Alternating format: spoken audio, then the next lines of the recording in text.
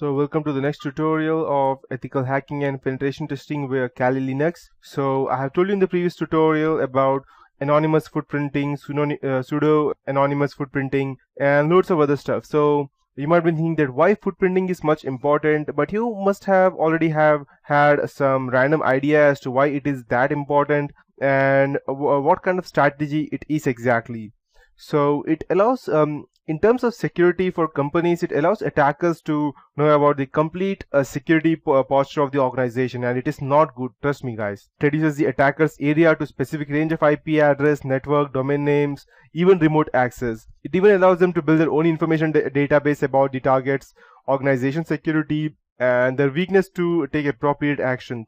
And it is also easy for them to get the actual environment they are going to break, and they can also go ahead and create a home environment in the same way that they have in the organization. So for attackers to build a hacking strategy, there are a few things. That is knowing security posture, performing footprinting on target organization in a systematic and a methodological manner.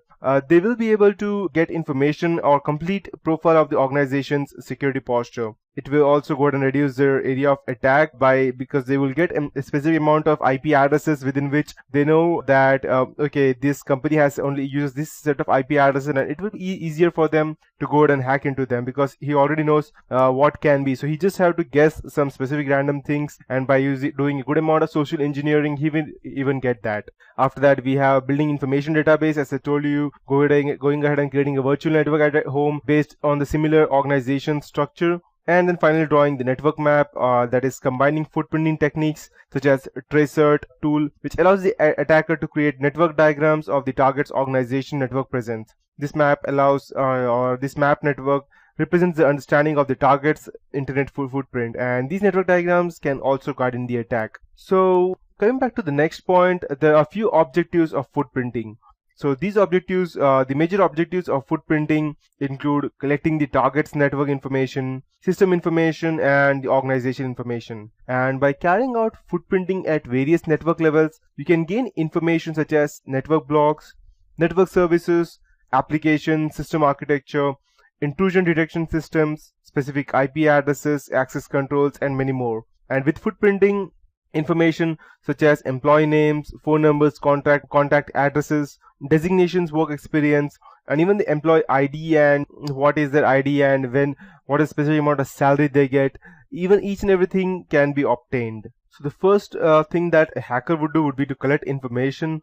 That would be its objectives. The network information can be gathered by performing a WHOIS database analysis or trace routing, and it includes domain name, internal domain names, network blocks, IP addresses of reachable system, rogue websites or private websites, TCP and UDP services that the company is running, their access control mechanisms, that is ACLs, and networking protocols, VPN access points, intrusion detection system and how they detect and how they are running on which protocols, analog or digital telephone numbers, authentication mechanisms, and system enumeration. So these things come under the collecting network information. After that, we have the collecting system information such as the users and group names. And if you go and check into an organization, they don't have any specific name, such as the users they have. The username is almost the same. Let's say for my PC, let's say if the name of my company is let's say XYZ, or let me take a specific random name, let's say Mercedes for example. So the name of my company is Mercedes. So the name of the system's users would be Mercedes 1, Mercedes 2, Mercedes 3, and Mercedes hash PRO1, Mercedes hash PRO2. So it's quite easy to gather. Even if you get one specific user's name, it will be easier to guess the other user's name. And by that you can also get the group names, system banners, routing tables, their SMP information, system architecture as to which system and they are using, and they will be able to go ahead and try to override the hardware if they get access to the hardware, then getting remote access to the system machine, system names, and passwords. So after they collect the system information, that final thing would be to gather the organization's information, which would be the employee details, organization's websites, company directory, location details, addresses, phone numbers, backgrounds of organization, news articles, and all these things. So till now I have discussed the footprinting concepts. Now I'll go ahead and discuss what are the threats that footprinting gives you. The footprinting threat section familiarizes you with the threats associated with footprinting such as social engineering, system and network attacks, and corporate espionage. These include attackers gathering valuable system and network information such as account details, operating system, installed applications, network components, servers, and many more. And these finally lead to business loss. So the first and the foremost important thing would be social engineering, because it is if any other attack fails, such as let's say if you have an updated Windows 8, or if in your organization you're not at all using any version of Windows, which is quite not possible, but let's say to be secure you're only using Linux, so that you don't have to let's say worry about any person hacking your organization. Or if you have applied each and every patch of Linux, Ubuntu or Fedora, whichever you're using, or even Red Hat, but still hackers can gain access via social engineering. So what is social engineering? Social engineering means without using any intrusion methods, hackers can directly or indirectly collect information through persuasion or any other means, and the crucial information gathered by the hackers and the employers without their consent.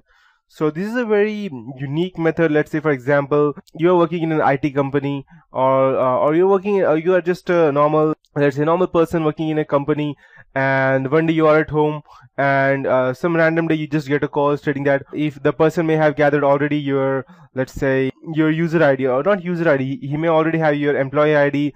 Yeah, he may have gathered there by just looking over you when you're just going ahead and crossing your subway line on the road, and he has your employee ID. So he will just call you and tell you, hello sir, I'm calling you from this company. That means the same company in which you are working. Let's say your name is Adam and you're working for an XYZ company, and this guy sees you and he wants to hack your organization, and so he gathers all the information. So he sees you passing on the road with your ID in your neck, and your employee ID is ABCD@123, let's say, for example.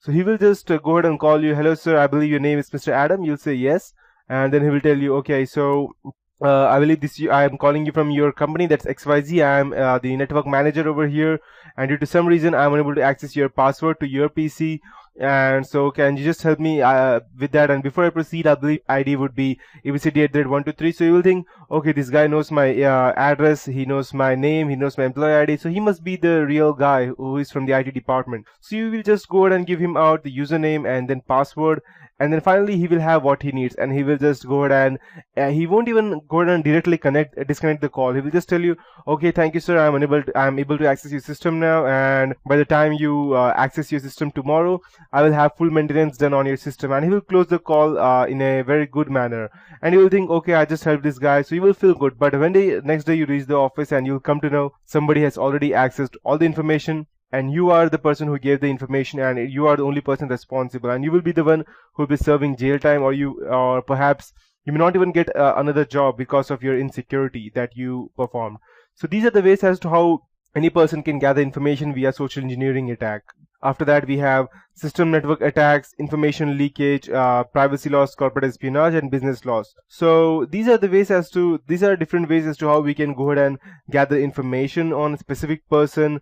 We are using loads of other techniques, and yes. After that, we have footprinting tools, which I will be showing you some practical stuff as to how we can go ahead and gather information. And the most important one is, which I will be showing you later on, would be the Google hacking database. You won't even need any kind of specific tool to hack into any stuff. You would just need a computer. You won't even need any software to install. You won't even need the administrator right to go ahead and just gather information. You just need a computer with the internet access, and just the access of Google is more than enough for you. So yes. So I will be teaching you that in the next tutorial. That is it for this tutorial. In the next tutorial, I'll be teaching you about the footprinting tools and gathering information via Google hacking database.